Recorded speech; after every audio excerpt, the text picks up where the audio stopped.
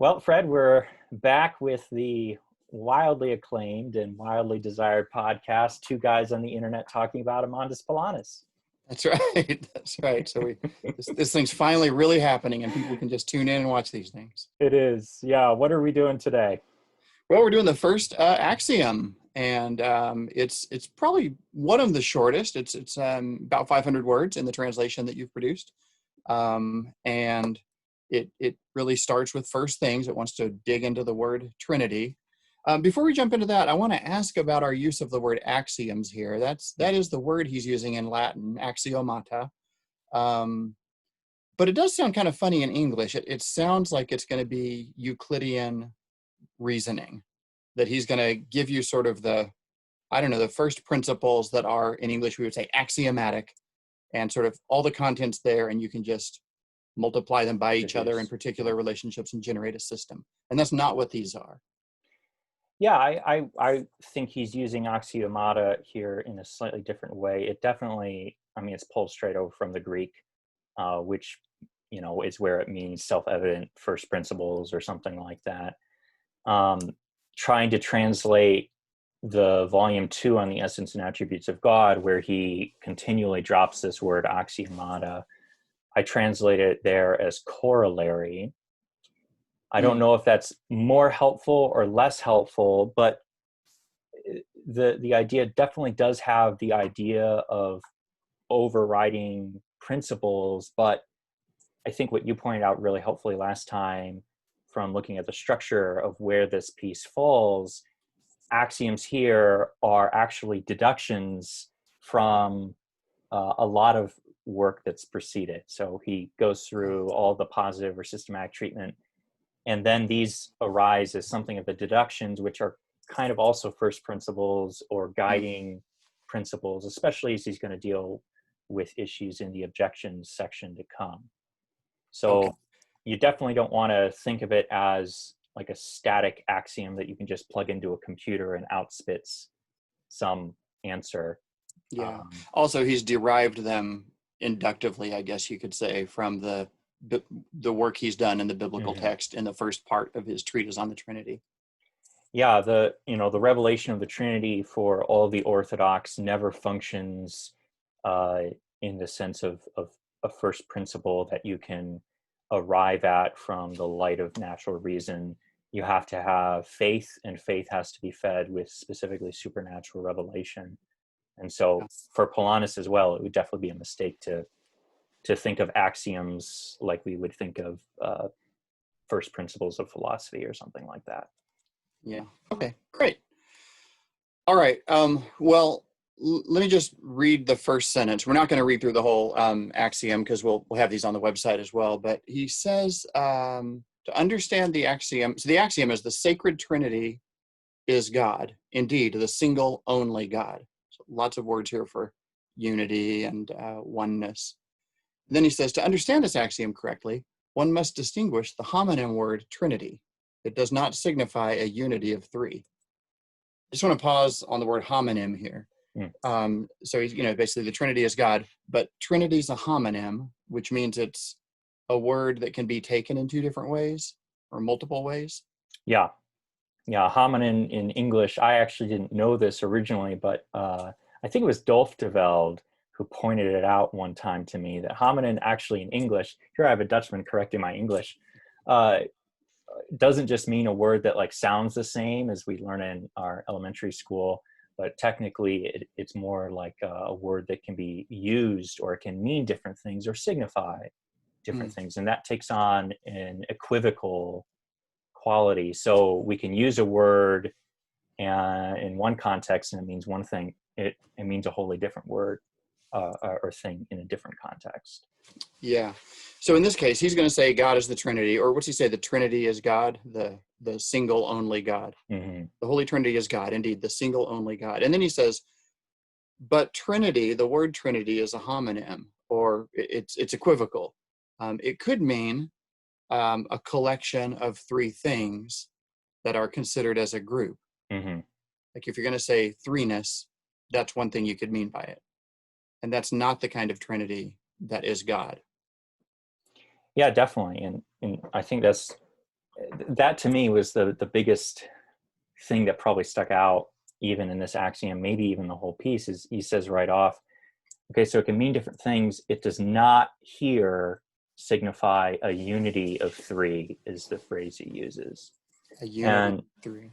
and so like he's foregrounding the unity of God, but that's a unity that is the absolute simplicity of the divine essence, not a unity that has any comparable unifying as we think about a unity in the created order.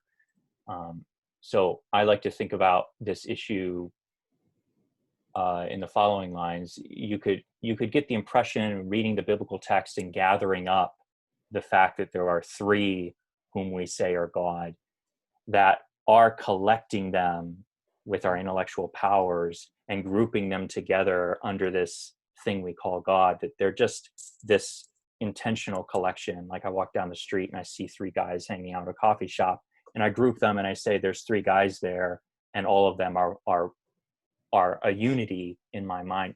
It's not a unity that Polanus Yeah. would talk about. You wouldn't say of those three guys, there's a Trinity. You'd be joking if you said that, because for us, the word Trinity has been set aside, for special churchy or theological use. Right. And you want to avoid the reflex of the creaturely mind as it approaches Trinitarian issues is to take the threeness and then read that back onto the unity of the divine essence as though it creates a composite, as though the divinity is no longer absolutely simple. And Polanus is very concerned to avoid that here. Yeah. So for a biblical example, you could say, I see in the Gospel of John, Jesus is doing this work. And then he says, I do what I see the Father doing. I say, okay, well, that's two. And if I continue reading through 10 more chapters of John, I will add a third to my collection of those who do what God does. And then my collection will be complete with my threeness. That would be what's the language he uses? That would be a unity of three. Right, and we would want to say that the precondition for that is the intensive unity of the divine essence. That is never going to be mirrored in any creaturely compositional type of unity that we can come up with. So the danger here is the social Trinitarianism move that looks at the man Christ, who is the Son, looks at the revelation of the Spirit, and counts these things up and then brings them together and says social Trinity, whereas for the Orthodox, that's never the case. Unity is fundamentally different. Yeah. So I was teaching somewhere recently, and I said that Trinity, it's basically the word threeness. It's a Latin-derived word for threeness. And so, in fact, in Old English, in Anglo-Saxon, if you get a translation of one of the creeds or something, you'll get to where the word Trinitas should be, and it'll have the Anglo-Saxon word thriness, like thorn, R-Y-N-Y-S-S-E.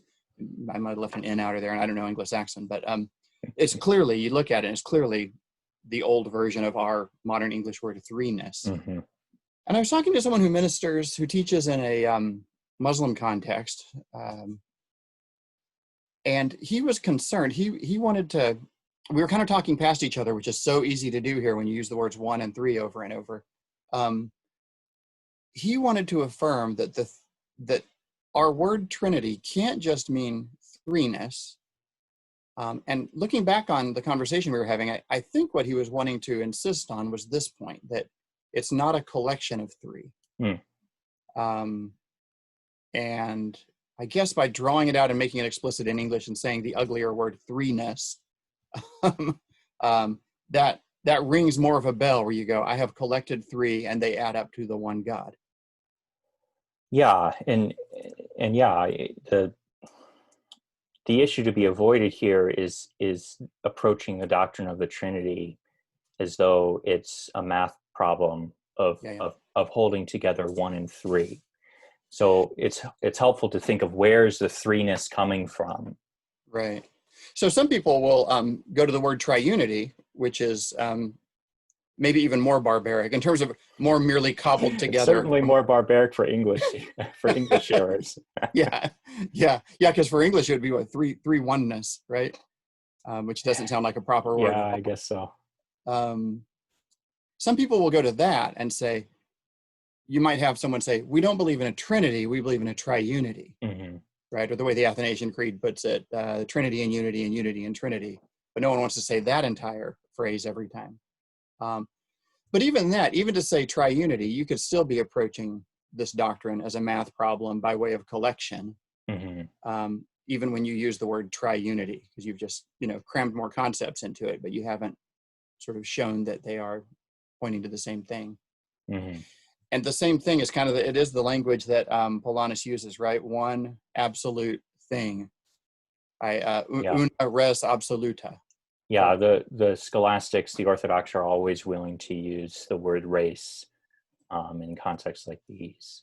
Also and sometimes, Which is, it's kind of the ultimate Latin word, right? Like, it is a bear to translate. Whenever you hit race or ratio, it is the worst. Yeah, I guess I translated reality here, I think. Yeah, one absolute reality. Yeah. That's good. And later in the Axiom, towards the end, he'll even say that the unity of God, therefore, is not like the unity of the church, which is by way of collection. Like a church is a collection of people. Right. Yeah, and it might be helpful here to draw attention to what he says it does mean. So these are some, it's not a collection. He does go on, and again, we'll post this so people can hopefully pick it apart and digest it for themselves. But he does go on here. I just read another line. He says, quote, "It does mean either the numbering of a ternary number or the numbered absolutely speaking." Now, you can criticize my translation all day long. I understand it's the numbering or the numbered. Right, the numbering of a threefold number or the numbered absolutely. And the interesting thing that he's getting at here is he's pointing out the fact that technically the word Trinity, which does mean three, is going to arise from the fact that our intellect, our creaturely minds, does an act of numbering three successive times.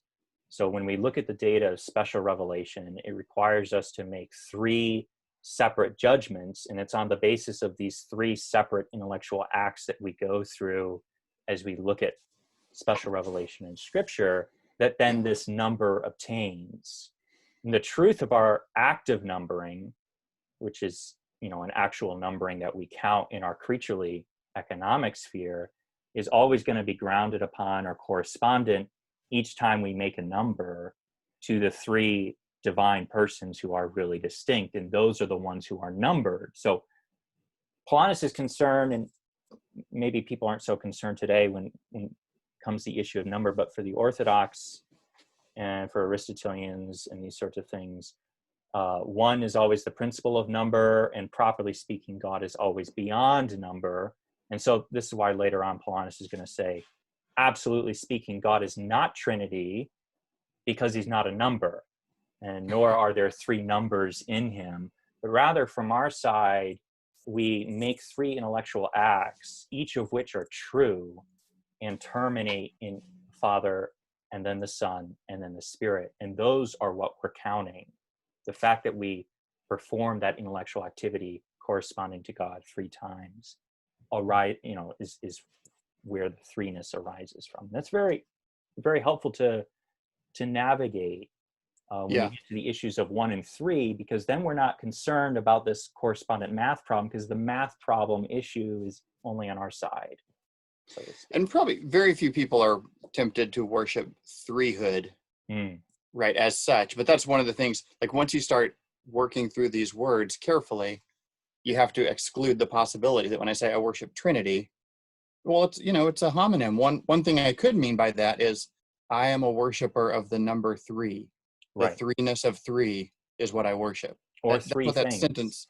Yeah, or three things. But even at a more abstract level, like threeness, certain Neoplatonists might actually be capable of worshiping oneness, rather than the oneness of God. It's true. Plain old oneness. You could have a mystical encounter with one. Yeah.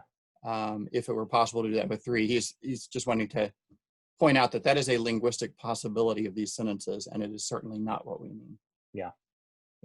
And this is why the fact that this all arises on the economic side, which is the creaturely side, Mhm. is why, as he'll say later, we set in opposition to one another God's unity or his oneness and his threeness. The fact that they're opposed and they can't be merged as one and three, kind of as a math problem, is simply because this is all occurring on our side. There's no problem going on in God. God isn't up there trying to merge together his oneness and threeness, as it were. One of Michael Servetus's anti-Trinitarian arguments. I mean, to be fair to him, first he does a biblical argument, and then he does an argument about the theological subject matter. But then one of his closing arguments in his book on the Trinity is, it's not even a coherent set of thoughts to have, because you're constantly harassed by, your mind goes to each of the three, and then it sort of makes its itinerary around those three, and then it's haunted by this oneness. But then you look at the oneness and you can't settle down there. Your poor mind is drawn back out to the threeness. Because for Servetus, it's because you're trying to think about a square circle, and your mind will never, right. You'll never be at peace trying to frame that thought, because it's not a thinkable thought. And that's what he Right. thinks the thought of the Trinity is. Right. And, we shouldn't, at least it's always been my opinion, we shouldn't be so bothered if we can't think who God is. He's always bigger. He's always bigger. I'm not existentially caught up and things don't become fraught for me, because I know God is always bigger than me. But right, we want to make clear and testable even. We want to make clear theological sentences about the mystery. Right. The fact that God's a mystery doesn't give me permission to say nonsense. For sure. Right, yeah. But you're not expecting that this is going to deliver a sort of a reducible clarity about God himself. Right. God is not reducible to the created order in any way. Nazianzus somewhere has a passage very similar to what Servetus says, except he's going the opposite direction with it. He says, no sooner do I think of the three than my mind is carried away by the one, and no sooner do I focus on the one than my mind is illuminated by the three. Yeah. In his case, it's the context of praise. And some of that, I think, is because Nazianzus is using words and concepts and mental judgments to apprehend something that he confesses is beyond them. Yeah, and all of this is coming not on the strength of some mental gymnastics that we've come up with or decided to do, but rather is based upon what we've been given fundamentally as possessed of divine authority in Scripture. So, we don't have justification for any of, at least in my opinion, any of Trinitarian doctrine, except for the justification that Scripture itself provides, and that's on divine authority. So we're okay. We have to repeat that. And that's why I wanted to flag the word axiom again as we got into the first one of them, because if you take it to mean a kind of a ultimately deductive set of principles from which you can derive an entire system, that plays also into this idea that this is really a math game. Exactly. Yeah. Or something that can be derived from the the native principles of the intelligence or the natural created world. Yeah. We'll see this in several of the opening axioms, but one of the things that attracted me to them at first, even in the partial way I was able to read them before you produced the translation, is the emphasis on unity, that Polanus says he's going to give you 18 axioms on the Trinity, and it's some time before he's gotten his foot off the unity pedal. Yeah. Which is it's not an accident. That's on purpose. He intends to approach the doctrine of the Trinity in this way that you could label classical, as being mainly a statement of a certain kind of unity.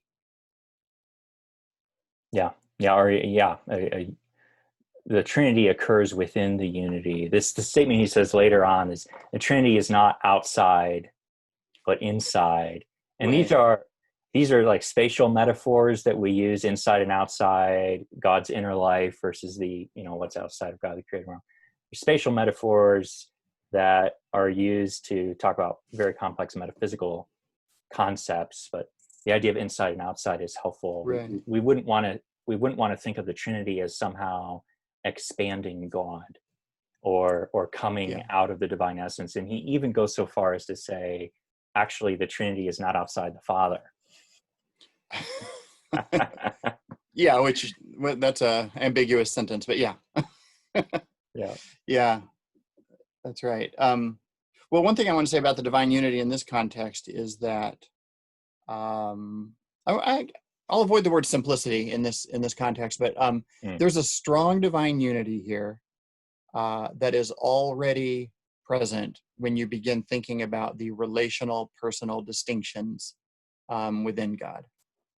And it doesn't go away; it's not resolved, but it's Mm. certainly not constituted by Mm. these relational distinctions. Yeah. Um, there's a lot of kind of an optical illusion in modern Trinitarian theology where the word perichoresis has become, just the word perichoresis has become very Absolutely. popular. Absolutely. Years ago, someone diagnosed this as a case of galloping perichoresis, that's sort of like moving all around modern systematic theology. Anywhere that you have, a group of things, somehow it's perichoretic. Right. Yeah. And what's gone dysfunctional there is perichoresis. I mean, it's a really cool thing, and you kind of look at the role it plays in classical Trinitarian theology. It's definitely worth attending to, and it helps interpret some really important scriptural witness. Mm. But people use it sometimes as kind of a maybe a late arriving doctrine of divine unity. Yeah. Sort of that we're starting with these three, and the big question is, how are they one? And ultimately, the answer we're going to get to is, well, perichoretically, they're one. Yeah. Now, you can put that artfully and beautifully, and you can quote scripture about it, Yeah. that reminds you of what you just said. But at the end of the day, it's a whole different way of stating divine unity. It is, and it always follows from an already constituted divine unity, which um, so perichoresis I like to think of as the distribution, to use a term that Webster likes to use, the distribution of unity back onto Trinity after we've done Trinity. And even in the structure of our Trinitarian discourse, perichoresis, at least in my opinion, a properly ordered systematic presentation of Trinity, always is coming much nearer the end rather than the beginning. And even for Polanus, it's coming one of the last axioms after he's dealt with unity and then Trinity. And then, oh yeah, we can't imagine in this threeness that's unfolded that this has somehow stretched the persons away from each other. Rather, we collapse them again in this perichoretic, what we call perichoretic bond. Yeah.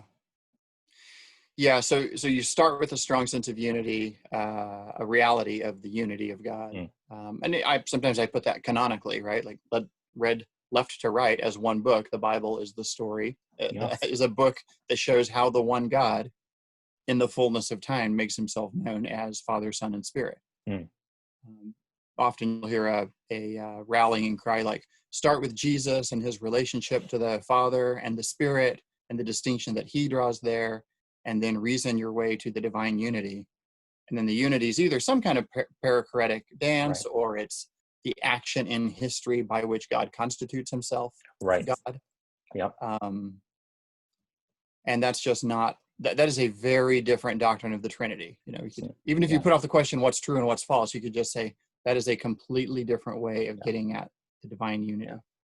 Yeah. And that's, again, why Polanus starts off, it's not a unity of three. It's not a threeness that is then resolved in any way into a unity. It's rather a unity that we then inflect with three subsequent intellectual judgments, each of which terminates in or corresponds, it's true in its termination to one who is really distinct from the others. Yeah. Yeah, and we can say things about that distinctness by speaking relationally of God within God. Good. Well, I guess one other thing, since you were really clear and helpful about the mental act of collecting that does have to take place in order to kind of frame concepts and work through this discursively. When I've got a whiteboard and I draw a diagram of some of the concepts in the doctrine of the Trinity, and I've got three persons, and then I've got a fourth thing up there labeled a nature. You just have to stop and say, at no point can we count to four here. And it won't even do to say, like, it's four squares, it's three circles and a square or anything like that. There's actually no possibility of getting to quaternity. Right. But I can't talk about it without positing four things that I am talking about for concepts or judgments or relata or whatever they are. Yeah. Yeah. And that's, the scholastics talk about the fact that there is a rational distinction between God's essence and a divine person. And the reason why there's a rational distinction is because in the created order, there's going to be a real distinction. That real distinction doesn't obtain in God, even though the way we know things forces us to posit, as it were, to think about God as essence, and then a person that is instantiated in that essence. But even though our minds, because of their creaturely and they kind of work this way, even though we think like that, we immediately chop that off and we say this doesn't correspond. This real distinction we're coming up with doesn't correspond to something really distinct in God. So we resolve it and we call it a rational distinction, because person and essence mean different things, and relation, which is how we constitute person, and essence also are, we call, formally distinct, or and this usually grounds something like a real distinction in the created order. Yeah. But every person that we come up with is only distinct with respect to the terminus of his relation. So the Father is distinct with respect to, but there's only a rational distinction with respect to the underlying essence. Right, and that distinction with reference to the other person, that's what I've been in shorthand calling relational, right? They're distinguished relationally. Is it to actually try to frame the difference between the Son and his deity? It's like, what is that? That's the formal distinction you're talking about, right? And you got to be careful with these things, because with this way of talking, because it gets so abstract that, of course, if you come to this out of a faith commitment, and then you find yourself having to make true sentences like, I don't worship the Son as Son, but as God. Right. I mean, that's a true sentence, but I don't want to say it very much. You know what I mean? Because I worship the Son of God. I worship God the Son. But the sentence I said before is indicating you worship God, right? God in three persons. If you could distinguish between Godhood and sonhood, it would be improper to worship sonhood in the absence of Godhood. Right. And it's so great you bring this up, because maybe you've had this in your experience too, but in my experience, a lot of people's impression in a more academic or more complex way of talking about Trinitarian theology is that this is needless mental gymnastics. Like, why in the world would you go through all the time for this carefulness of language, and not just use biblical language, for instance, or these sorts of things? These are all add-ons. But for the Orthodox, these are immediately deduced from scriptural witness, and they help us to think well about who God is, and therefore worship him properly, love him properly. And so even though all these careful distinctions might not be necessary for everyone to know about, especially lay people and these sorts of things, nonetheless, if you're making the error that these distinctions are designed to combat, then you're going to run into some trouble that may be more or less damaging to your spiritual life down the road. And that's the concern, is the practical piety of how do you pray. Like John Owen's communion with God only can help you in your practical piety if it's girded with a healthy, developed understanding of how we approach the topic of God. And depending on where you are in sort of levels of having worked through some of this, earlier I made the distinction that you shouldn't, of course, we don't worship threehood, the abstract concept of there being three of something. Well, that tendency, even the tendency to talk like that's what you're doing, is pretty rare. I mean, there are very few people who are even capable of worshiping threeness itself. And so I guess one of the temptations for an academic theologian is, once they've learned a distinction like that, and then they hear someone say, here's an illustration of the Trinity, that's three, and here's an illustration, that's three. Anything that's three is special like God. You might accidentally think, I think they're in danger of worshiping abstract threeness, and I must Yeah. now apply these distinctions to them. Probably they're doing something much more naive, and they probably haven't put as much analytic thought into it as is necessary to make the kind of mistake that I'm thinking of them making. You're right, but for academics, it absolutely, I see this all the time, especially today with issues like the divine simplicity. People act as though we worship the divine simplicity, or when you start talking about the persons are constituted by relations, well, let's also recall that we don't worship relations. In fact, the class on Trinity I'm teaching right now, I think I just said that either last week or the week before, is that it's very hard to worship relations, and actually Scripture doesn't tell us to. It tells us to worship God, who is a person, who's revealed in this sort of way, and who's Father, Son, and Spirit. Yeah, it does seem very abstract, though I do think sometimes the way moderns at the lay level talk about relationality, talk about a large abstract term, they can get really excited about relationality as sort of the thing that is in God that then we participate in, and it's all relationality all the way out. We repeat all the way down. Yeah. We're all be Whiteheadian, and it's all very be exciting. Yep. And if it works for you, then you resonate with that and you get excited about it. Meanwhile, I'm on the outside of it thinking, that sounds abstract to me. What is relationality? Yeah, and we'll probably talk about that more, I suppose, when you get to the relations issue, but it's even a misunderstanding of what classically and the Orthodox have always meant by relations. Like, relations are not relationality. Relationality is something totally different, and it might be rather trivial in our common talk to be really emphasizing that difference, but technically speaking, relationality is not what constitutes the divine persons. It's relations. It's a relation. Yeah. Okay. But we'll talk about that later. You're totally right. Yeah. Well, maybe to keep ourselves within this axiom, it ends with Polanus making, I don't know if this was especially hard to translate, but Polanus ends with making some more linguistic observations, and he lists some words in other languages that will work for this. He does Dreieinigkeit and Dreifaltigkeit from German. Oh, your pronunciation is so wonderful. I'm thankful. I'm thankful you pronounced it and I didn't try. Yeah.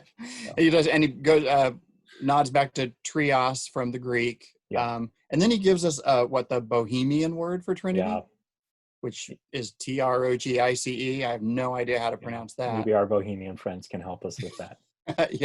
Or Silesian, or I guess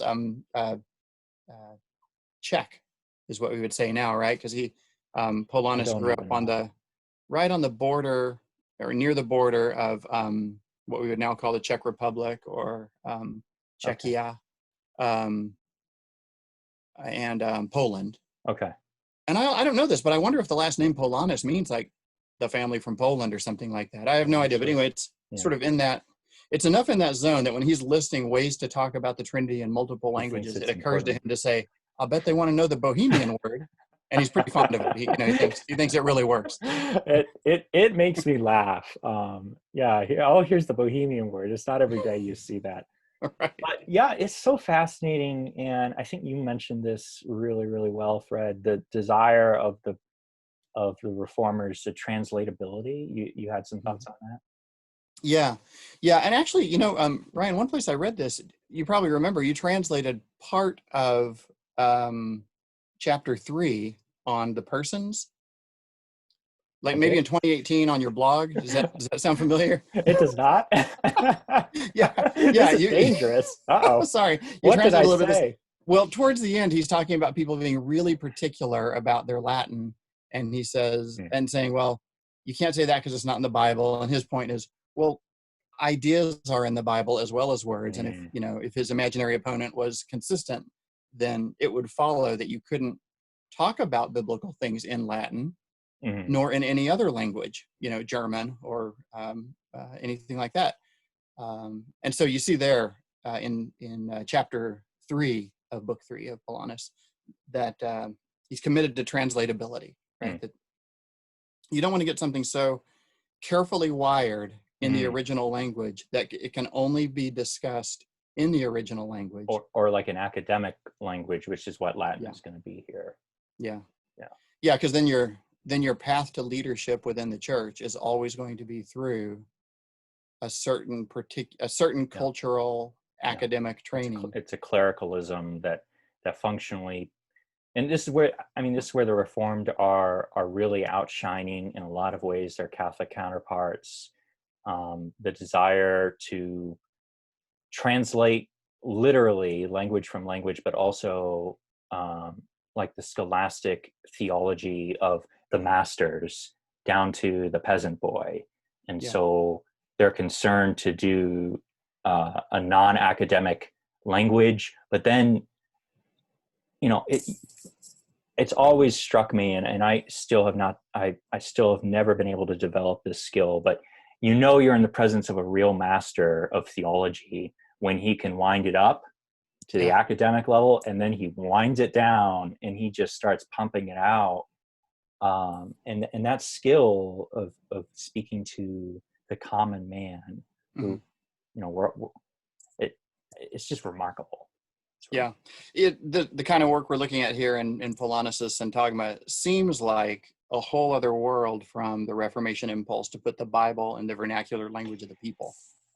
It, But in fact, it's the same impulse, right? It's we've got to get clear on this, and then it's got to be clarity translatable. helps translatability, doesn't harm it. Yeah, yeah. Yeah. Not everyone's going to need to read this kind of stuff, and No. on the Protestant principles, everyone is going to need to understand the Bible in their own language. But yeah, it was kind of touching to see that same impulse happening at a very high academic level of abstraction here in the Syntagma. Yeah, and you know, he has this fascinating comment here. People enjoy it. He talks about poor Luther and Calvin who rejected the word Trinity in theory, or what he literally says is they felt it was beyond barbaric. Yeah. And what's going on there is this war between like a Renaissance humanism, especially which fascinated the first generation of reformers primarily, and then more of a revival of neo-scholasticism among Protestantisms, of which Polanus is going to be a representative. And the way their sensitivity of language and the differences in language usage is going to be determined based upon their goals and their context and their readership. So Yeah. Polanus adopts a lot of the scholasticism of the high medievals that many of the reformers are quote unquote rejecting. And I very, very strong quotes there, because they're not technically rejecting it. They're just noting you don't speak like an academic when you're preaching to God's people. Right. And we want to speak well. We want to represent God and who he is well to our audience. And so that audience changes. And it's just fascinating to see that without in history. Yeah, I mean, Calvin for sure he's writing in Latin. Of course, he's also writing in French, but the kind of Latin he's writing is definitely on Team Renaissance. Oh, so it is. So I want to ask you a question about one of the last things here Polanus says is, where is he? The pure Latinists, this is right after he says Luther and Calvin thought the word Trinity was beyond barbaric. Then Polanus says, the purer Latinists never said Trinity. I assume the Latin there is Trinitas. Yeah. Even though the Latin fathers like Tertullian and Cyprian and those after them do use this word. So he points to some North African, Roman educated, early 2nd century Christian theologians who use the word Trinitas. What does it mean that the pure Latinists never used it? I'm trying to think about if Julius Caesar wanted to talk about the triumvirate and say, it's not our oneness and it's not our duality, it's our threeness. Mm-hmm. Yeah, he wouldn't use, so kind of how triunity, I mean, we've been so steeped, all of us, most all of us, in Christian tradition that Trinity is just as common a word as almost any other word. Yeah. But for a pagan Latin, classicist, those who have a fine Latin style, and I'm not a classicist, so I'm starting to speak a bit beyond my bounds here, but you wouldn't be using the word Trinitas in Latin. It would sound, it's like, oh, why?